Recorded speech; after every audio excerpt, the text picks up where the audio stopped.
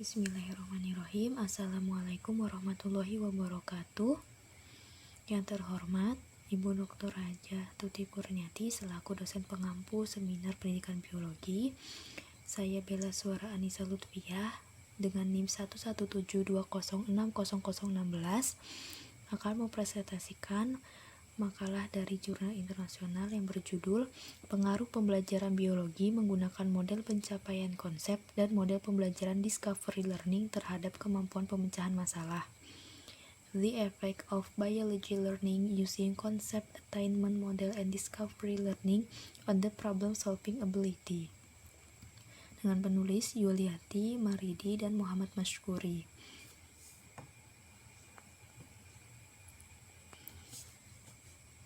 Nah, peneliti menggunakan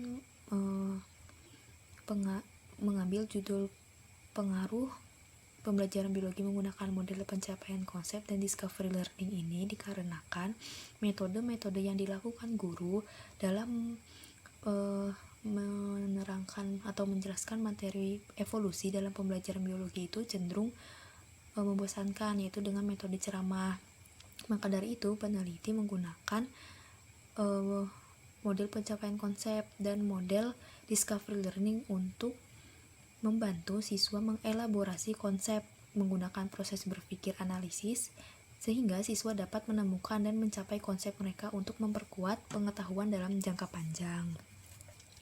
Nah, model pembelajaran ini mendorong siswa untuk berpikir mandiri, menerapkan pengetahuan mereka, mengembangkan kemampuan berpikir induktif untuk menyiapkan masa depan yang lebih baik, dan juga siswa belajar lebih baik dengan menggunakan analogi dan contoh nyata dalam pembelajaran biologi. Nah, tadi disebutkan pada judul juga menggunakan model discovery learning. Nah, model tersebut digunakan sebagai pembanding karena discovery learning juga model yang berpusat pada siswa. Nah, mengenai kemampuan pemecahan masalah, siswa diajar dengan model pencapaian konsep akan memiliki kemampuan pemecahan masalah yang lebih tinggi, sehingga proses pemecahan masalah itu kan melibatkan pertama identifikasi masalah, kedua menggunakan pengetahuan untuk membuat konsep baru tentang masalah, dan juga yang terakhir menggunakan strategi yang efektif untuk memecahkan masalah. Adapun rumusan masalah yang akan dibahas adalah pertama, bagaimana keterlaksanaan pembelajaran biologi menggunakan model pencapaian konsep dan model pembelajaran discovery learning terhadap kemampuan pemecahan masalah. Yang kedua, bagaimanakah hasil belajar siswa pada pembelajaran biologi menggunakan model pencapaian konsep dan model pembelajaran discovery learning terhadap kemampuan pemecahan masalah. Yang ketiga, bagaimana respon siswa pada pembelajaran biologi menggunakan model pencapaian konsep dan model pembelajaran discovery learning terhadap kemampuan pemecahan masalah. Yang keempat, bagaimana pengaruh pembelajaran biologi menggunakan model pencapaian konsep dan model pembelajaran discovery learning terhadap kemampuan pemecahan masalah.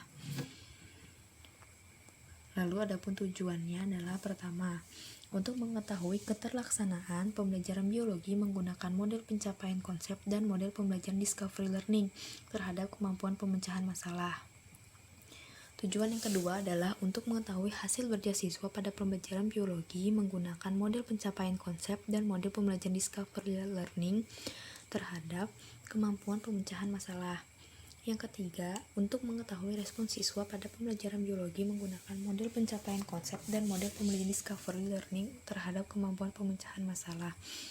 Yang keempat, untuk mengetahui pengaruh pembelajaran biologi menggunakan model pencapaian konsep dan model pembelajaran discovery learning terhadap kemampuan pemecahan masalah.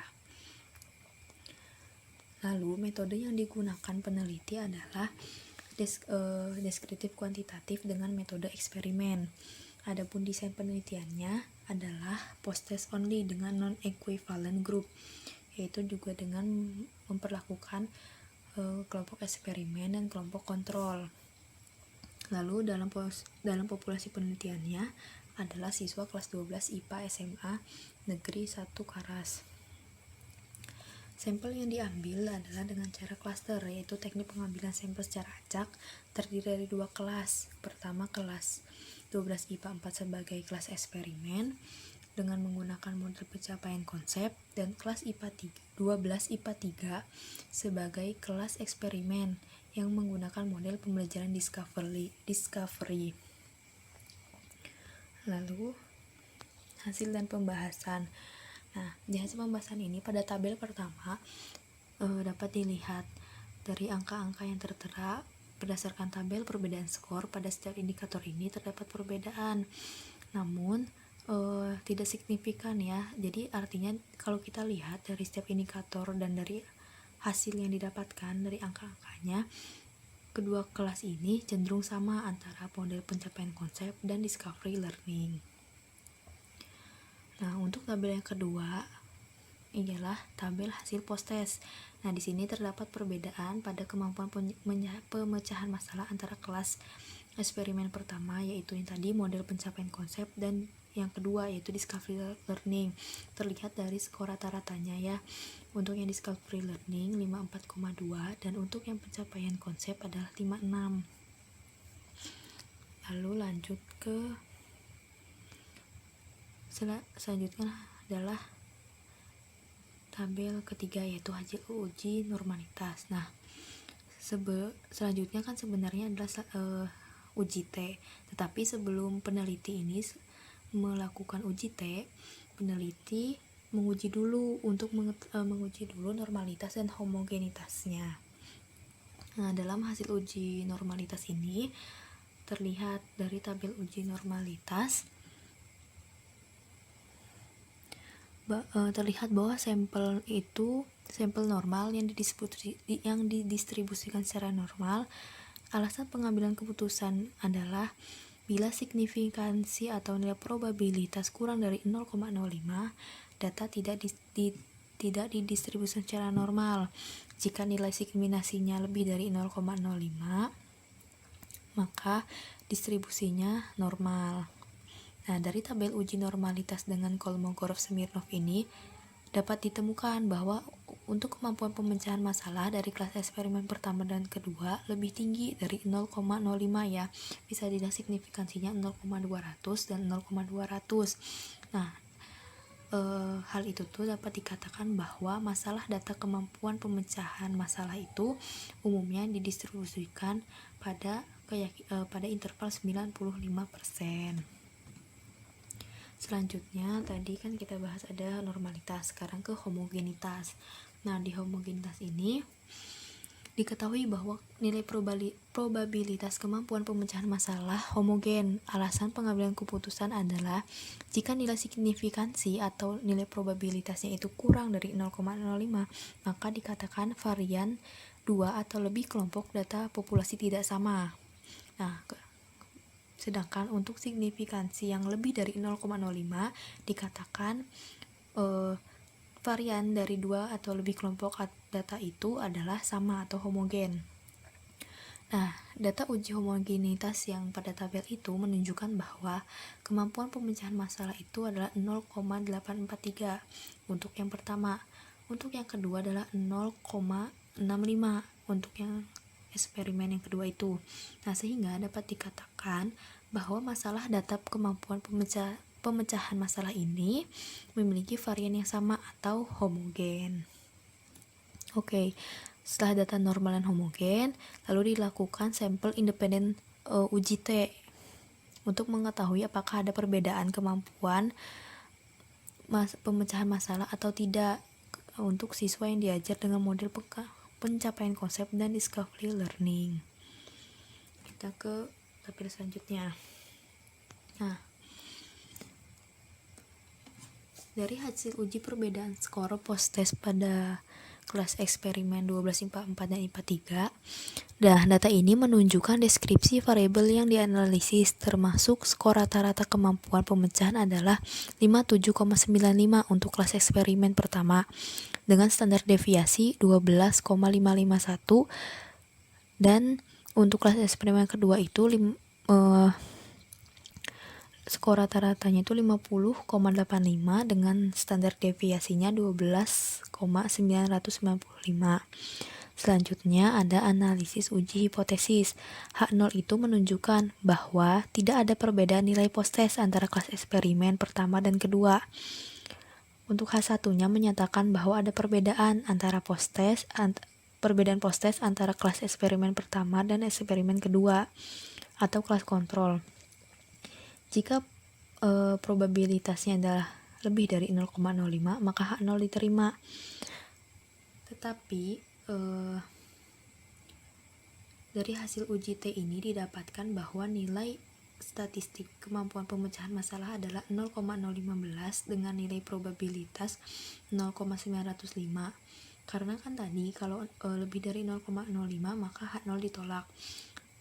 Jadi yang didapatkan adalah H0 ditolak ya, berarti H1 diterima. Maka dari itu ada perbedaan antara kemampuan pemecahan masalah antara kelas eksperimen dan kelas kontrol.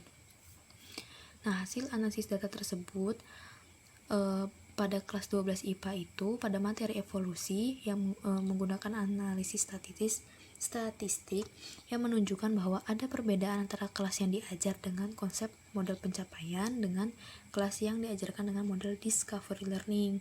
Nah, kemampuan pemecahan masalah itu sangat diperlukan nih untuk siswa sekolah menengah atas. Kenapa? Karena kemampuan ini tuh dapat membantu siswa untuk membuat informasi, membuat siswa lebih teliti, sistematis, logis, dan memiliki kemampuan multifaset. Seperti itu. Lalu, tabel yang terakhir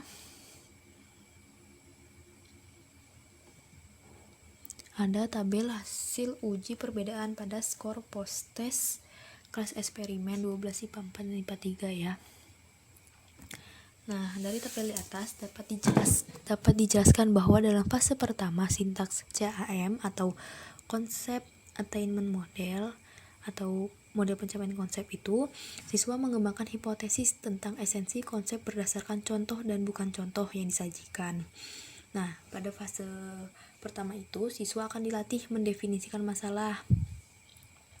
Lalu yang kedua, fase kedua sintaks itu, siswa menguji pencapaian konsep. Pertama dengan identifikasi aktual untuk contoh tambahan dan kedua dengan membuat contoh. Nah, pada fase ini siswa itu dilatih untuk mengidentifikasi masalah. Dan yang kedua dan juga merumuskan alternatif solusi dari masalahnya ya. Lalu yang ada fase ketiga. Nah, di fase ketiga ini siswa mulai menganalisis konsep strategi yang telah dicapai dan membangun konsep. Nah, pada fase ketiga itu, siswa dilatih untuk menentukan solusi terbaiknya dalam memecahkan masalah. Jadi, menurut Joyce dan Well itu ya, dibagi menjadi 3 tahap untuk belajar model pencapaian konsep itu. Pertama, penyajian data dan identifikasi objek, kedua pengujian pencapaian konsep, dan ketiga adalah analisis pemikiran strategis. Lalu, jadi pada pembelajaran dengan menggunakan model pencapaian konsep ini, siswa akan dilatih untuk memecahkan masalah sehingga siswa akan memiliki kemampuan pemecahan masalah yang tinggi. Oke, untuk kesimpulan, pertama, keterlaksanaan pengaruh penggunaan model pencapaian konsep dan model pembelajaran discovery learning ini termasuk dalam kategori baik, yaitu ditandai dengan kemampuan pemecahan masalah pada model pencapaian konsep itu lebih tinggi dibanding model pembelajaran discovery learning. Yang kedua, hasil belajar siswa yang menggunakan model pencapaian konsep lebih baik daripada yang menggunakan metode konvensional.